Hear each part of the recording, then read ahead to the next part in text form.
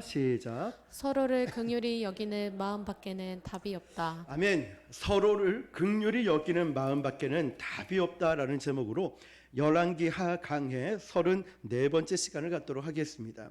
지난주 말씀을 여러분 기억하실지 모르겠습니다. 열왕기 말씀에서 갑자기 나봇의 밭 이야기가 등장을 했습니다.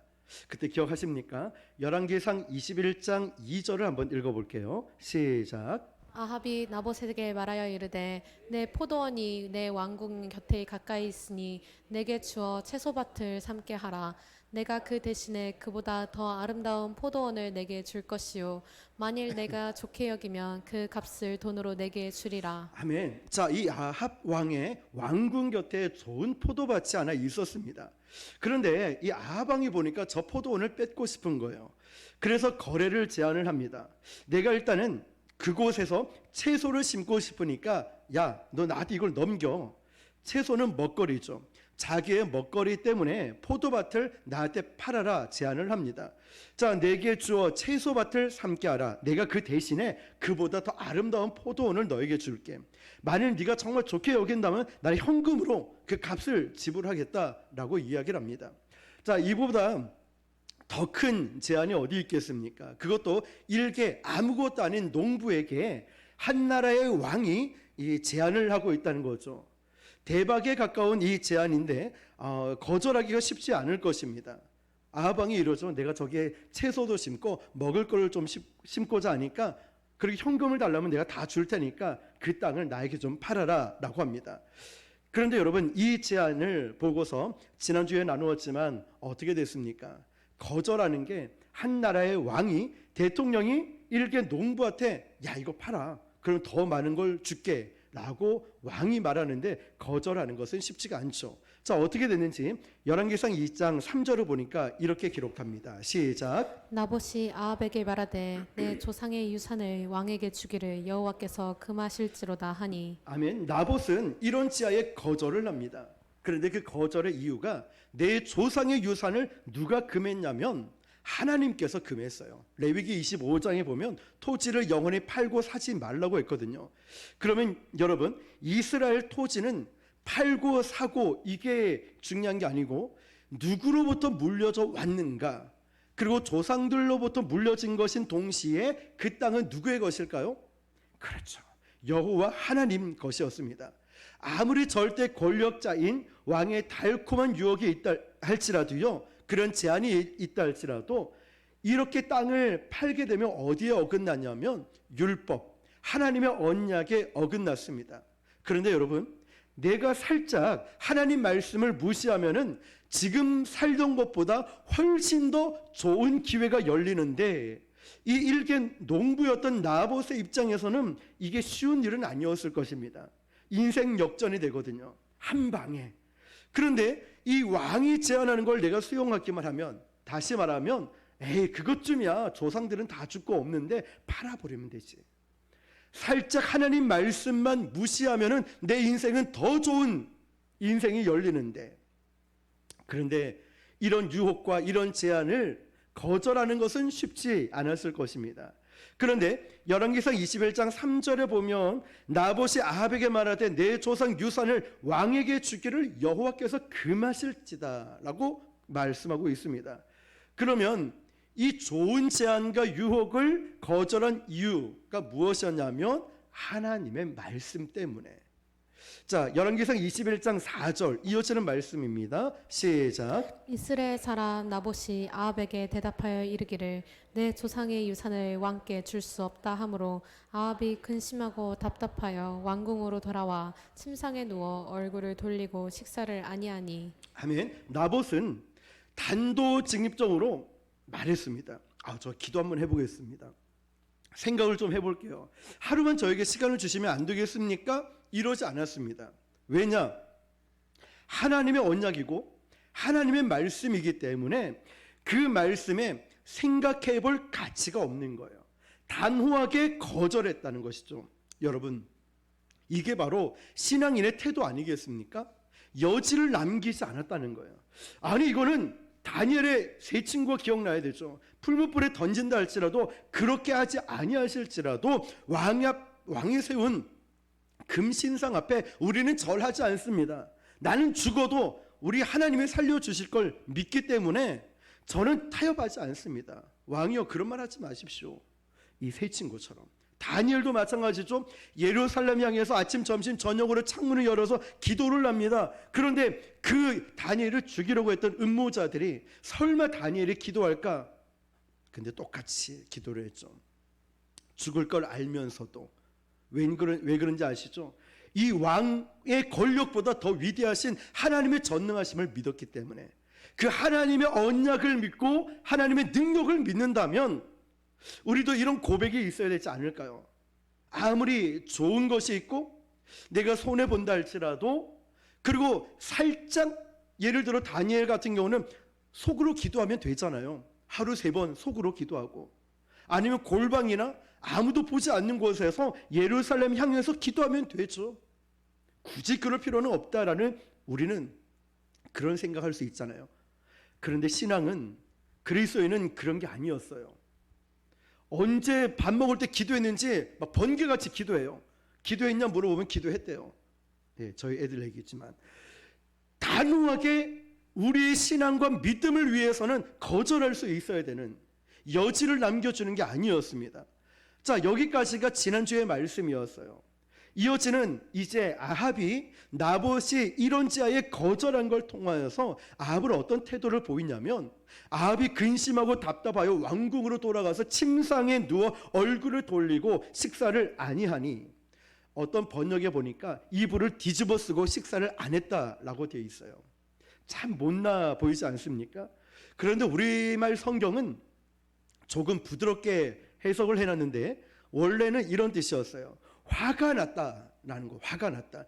근심하고 답답하여 화가 났다는 거예요. 이때는 전제 국가 시대였거든요. 왕은 곧 신이었습니다. 왕이 한 말 앞에 말대꾸는 있을 수가 없는 거예요. 감히 누가 왕 앞에 이런 말을 할 수 있을까? 군소리, 말대꾸 절대 못하는 그런 시대였습니다. 그런데 여기서 하나 질문이 생기는 건, 아니 나봇이 왕이 하는 그 말씀에 대꾸를 못할 텐데, 그리고 대꾸를 한 것도 그렇지만 이 나봇이라는, 이 아합이라는 왕이 나봇에게 훨씬 더 무섭게 위협을 가할 수 있는데도 그러지 않았다는 거죠. 왜 그랬냐면 아합도요, 이 여호와의 신을 알고 있었거든요. 자기가 이렇게 하는 것이 율법에 어긋난다는 것을 알고 있었습니다.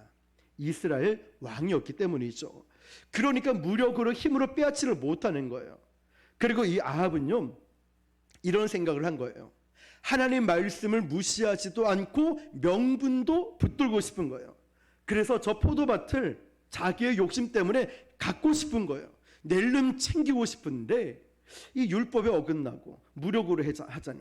근데 나봇은 전혀 요동하지 않고 이거 화가 난 상태라는 거죠. 어떻게 할 방법이 없는 거예요. 그러면서 이어지는 대화를 보니까 이 내용을 알아야 우리가 열왕기 하에 나오는 예후가 등장을 하죠. 이 예후가 왜 이 얘기를 꺼냈는지를 알 수 있습니다. 자, 결국 이세벨의 예언대로 그 포도밭에서 개들이 뜯겨 죽습니다. 그런데 그 죽음의 의미가 열왕기상 21장에는 이미 예언이 되어 있었습니다. 자, 열왕기상 21장 5절 6절입니다. 시작. 그의 아내 이세벨이 그에게 나와 이르되 왕의 마음에 무엇이 근심하여 식사를 아니하나이까? 왕이 그에게 이르되 내가 이스라엘 사람 아봇에게 말하여 이르기를 내 포도원을 내게 주되 돈으로 바꾸거나 만일 내가 좋아하면 그 대신에 포도원을 내게 주리라 한즉 그가 대답하기를 내가 내 포도원을 내게 주지 아니하겠노라 하기 때문이로다. 아멘. 6절을 보니까 아합이 얼마나 나쁜 인간인지 3가지 이런 거짓말을 합니다. 자, 자기 와이프 이름이 뭐였죠? 이세벨이었어요. 6절 내용을 들여다보니까 3가지 거짓말이 등장하는데, 왕이 그에게 이르되 내가 이스라엘 사람 나봇에게 말하여 이르기를 내 포도원을 내게 주되 돈으로 바꾸거나 만일 네가 좋아하면 내가 그 대신에 포도원을 내게 주리라 한지. 첫 번째 거짓말이 뭐냐면 자기 의도를 밝히지 않습니다. 이세벨 아내에게 자기 의도를 밝히지 않아요. 그런데 나봇에게는 뭐 때문에 그 땅을 달라고 했냐면 아시죠? 채소를 심으려고, 자기 먹거리를 좀 심으려고 나한테 좀 팔아라고 말했어요. 그런데 아내 이세벨에게 얘기할 때는 그 대목을 뺐습니다. 그리고 여러분, 두 번째 거짓말은 뭐냐면 더 좋은 포도원을 너에게 주겠다라는 말을 뺍니다. 그러면서 그냥 다른 땅을 줄게 라는 개념으로 이야기를 합니다. 세 번째 거짓말이 뭐냐면 나봇이 왜 거절했는지에 대한 얘기를 이세벨의 아내에게 하지 않았다는 거죠. 그러니까 아합 왕이 아내에 대한 변명과 고발하는 이 내용은 완전히 거짓말이었습니다. 다른 얘기를 했던 거죠. 그러자 이세벨은 거짓말한 두 사람을 이제 증인으로 세웁니다. 나봇이라는 말은요, 높임을 받는 자라는 뜻이거든요. 그런데 그를 높은 자에 올려놓고 어떻게 곤경에 빠지냐면 사람들이 거짓증을 하게 만들었거든요.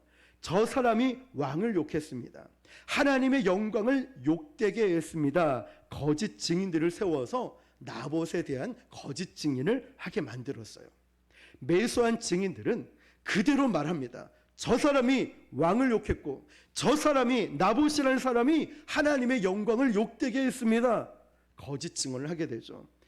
그런데 이 절대 권력 앞에 이런 거는 뭐 거절할 수 없겠죠. 왕 앞에서 왕이 시키는 일이니까.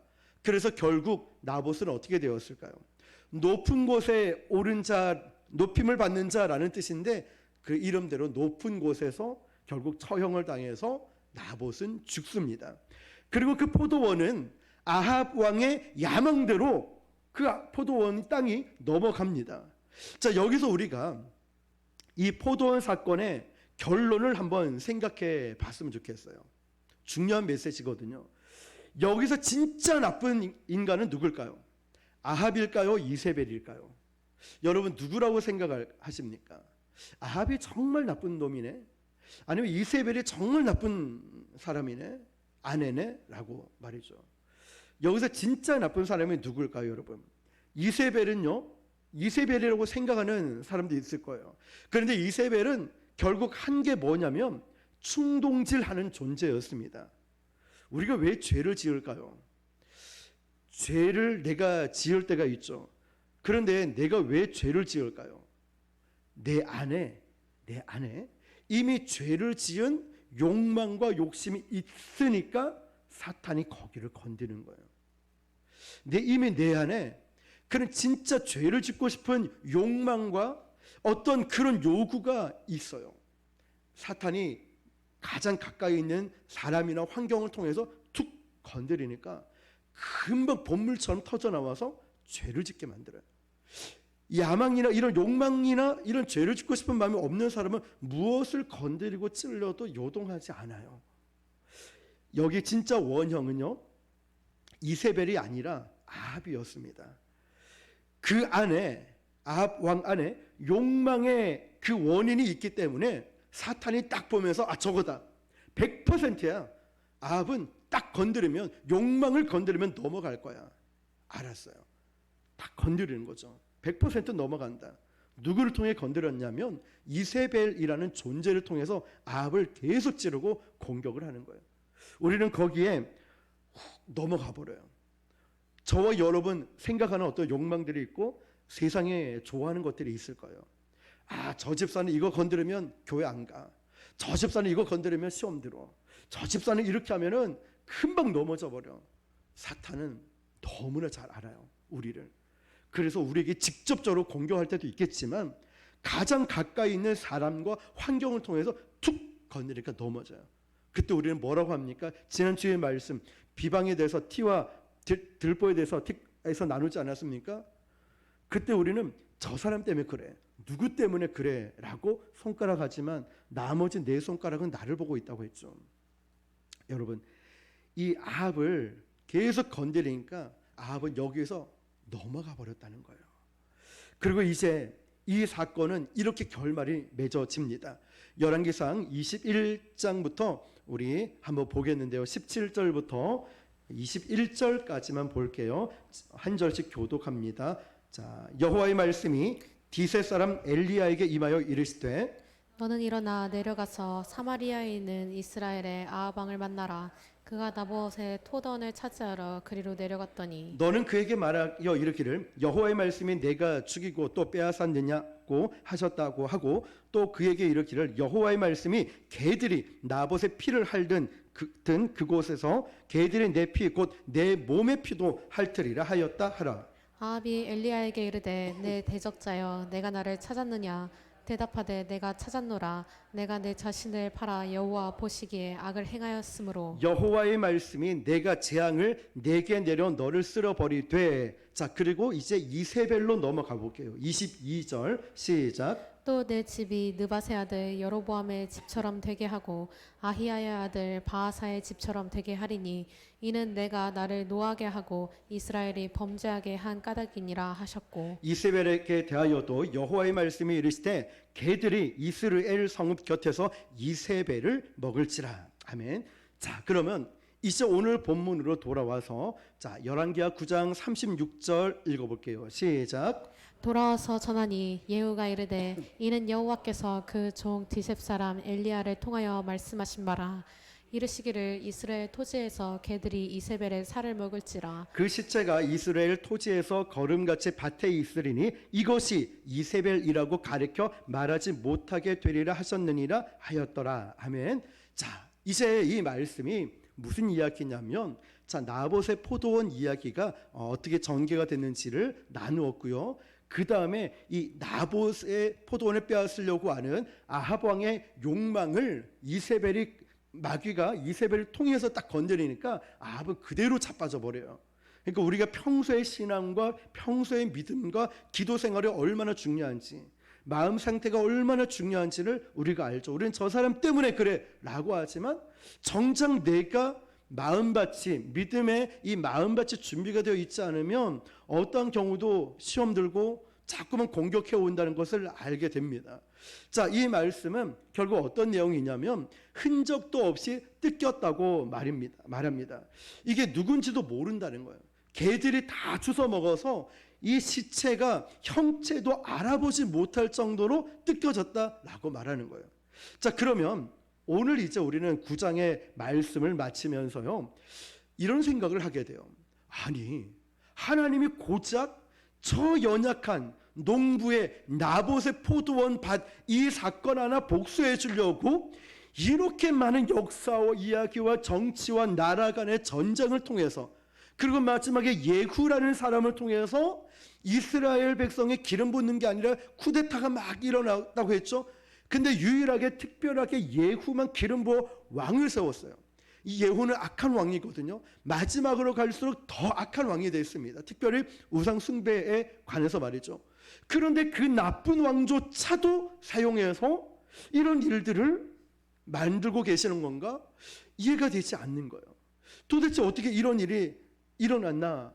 그걸 잘 보시면 나봇의 포도원 사건은 간단한 사건이 아닙니다. 하나님의 말씀을 붙들고 살다가 처절하게 죽음을 당한 사건이에요. 우리가 전 시간 나누었던 걸 잠깐 복습을 했지만 살짝 말씀 배신할 수 있습니다. 아무도 모를 수 있죠.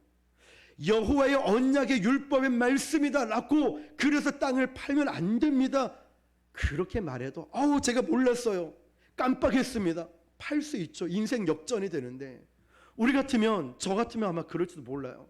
우리 같으면 쉽게 아무도 안 보는데 모르는데 살짝 하나님 말씀 못 들은 척 모른 척하고 땅을 팔든 예배를 등한시 여기든 그렇게 타협할 수 있었을 겁니다.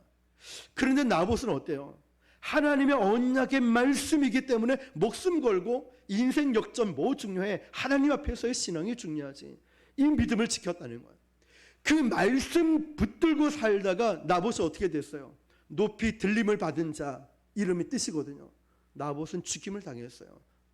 말씀을 지켰다는 것 때문에 하나님 말씀을 지켰다는 그 이유로 죽임을 당했어요.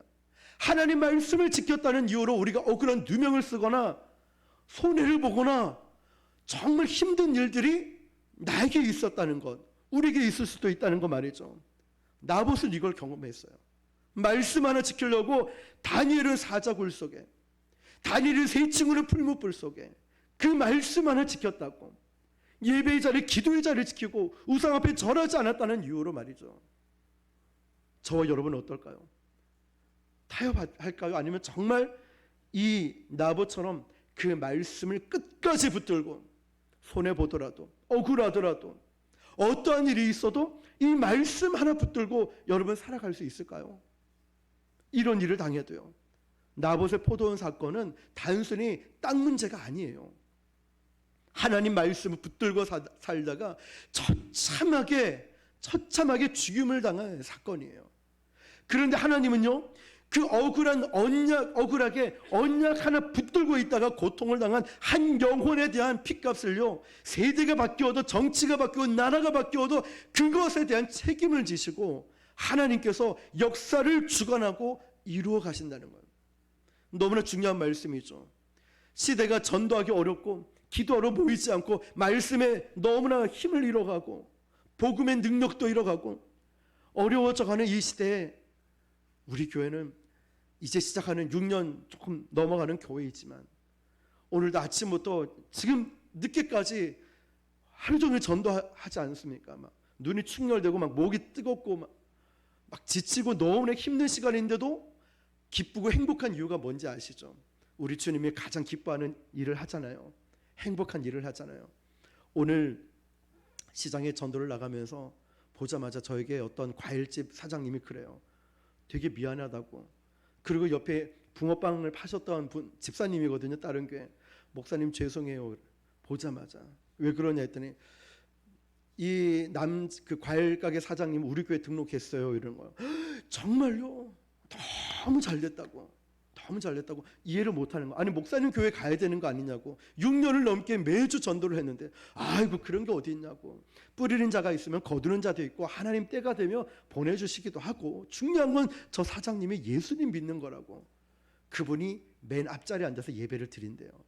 그러면서 그 과일 가게 사장님이 저한테 이러더라고요. 새가족 교육을 할 때 담임 목사님을 만났는데 제가 이렇게 말씀드렸습니다. 부곡 순복음 교회와 그 목사님 아니었으면 저는 이 교회도 안 왔을 거라고. 저는 그분이 처음에 만났을 때 입에도 담지 못할 정말 심한 욕을 많이 했거든요. 교회 다니는 인간들, 예수 믿는다 뭐 한다 하여튼 입에 담지 못하는 오만 욕을 다 해서 처음에 제가 되게 좀 멀리 했었어요. 욕을 엄청 잘하더라고요. 그랬던 분이 전도하고 매주 비가 와도 태풍이 와도 한 주도 안 빠져 전도하는 모습을 보고서 마음이 바뀌기 시작하고 원래 그분은 우리 교회 오려고 했대요. 근데 거리도 있고 또 여러 가지 생각들이 좀 있었죠. 그런데 우리 교회는 안 왔지만 그분이 그런 얘기를 한 거예요. 부곡 순복음 교회와 그 목사님이 전도하러 오시지 않았더라면 저는 아마 지금도 교회 안 갔을 거라고. 저한테도 얘기했지만 그 교회 가서 그 얘기를 했다는 거예요. 정말 중요한 게 뭘까요? 네, 저도 우리 교회 오시면 좋지요. 그렇지만 한 영혼이 구원받고 예수 믿는다는 그것. 그러고 나서 시장에 들어갔는데 하나님이 보내주신 영혼을 만났어요.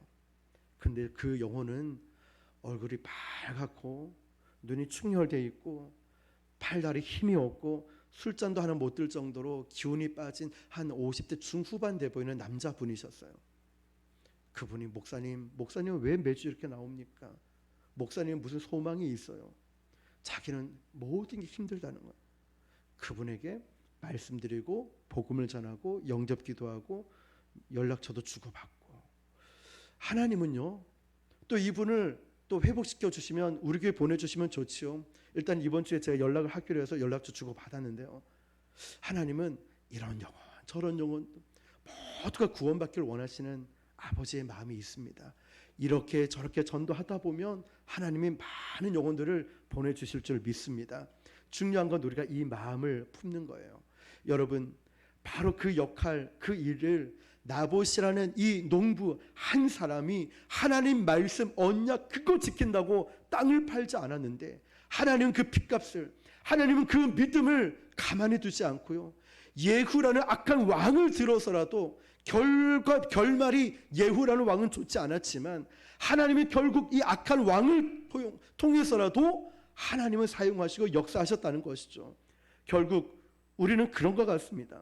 개인적으로 또 우리는 어떤 정답을 알지 못하고 있는 것 같아요. 뭔가 좀 될 것 같은데도 이건 아닌 것 같고, 수많은 여러 가지 얽힌 것들이 참 많이 있는 것 같아요. 그러면 이제 우리는 서로 막 이런 여러 가지 일을 하지만 거기에도 역시 답을 찾지 못하는 경우들이 있죠. 그때 우리는 깨닫는 게 뭘까요? 결국 모든 것의 주체와 모든 것의 주인은 하나님이시라는 것. 우리 교회, 내 인생, 내가 열심히 노력한다고 사람 바뀌는 거 아니고 그냥 한마디 툭 던졌는데 막 눈물을 펑펑 쏟으면서 나는 저 사람이 분명히 우리 교회 올 것 같은 느낌이 들어 기대를 했는데 하나님은 다른 역할. 지훈아, 이 목사 너는 저 힘들고 지금도 생각하면 마음이 아파요. 목사님은 무슨 소망이 있습니까? 목사님, 난 너무 힘이 들어요.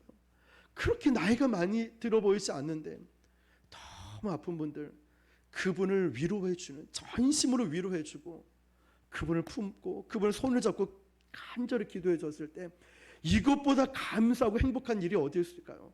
오늘도 3시에 마칠 줄 알고 남산 중학교 갔다가 오늘 하필 또 4시에 마친다네요. 얼마나 그 뜨거운 땡볕에. 그런데도 우리 권사님들 또 집사님과 같이 가서 행복하게 전도하고, 이것보다 행복한 일이 어디 있을까요? 그 아이들이 우리 교회 오면 좋죠. 3명이 왔다 갔습니다. 욕 잘하는 아이들이 왔다 갔어요. 강제 신발 신고 여기 와서 야 이러고 있더라고요. 깜짝 놀랐어요. 근데 한 명씩 만나면 참 순하고 착한 애들이에요. 구서역에 데려다 주면서 아이들과 얘기 나누면서, 야, 금요일마다 너희들 이 시간에 오면 목사님이 너희 집 데려다 줄 테니까. 정말요?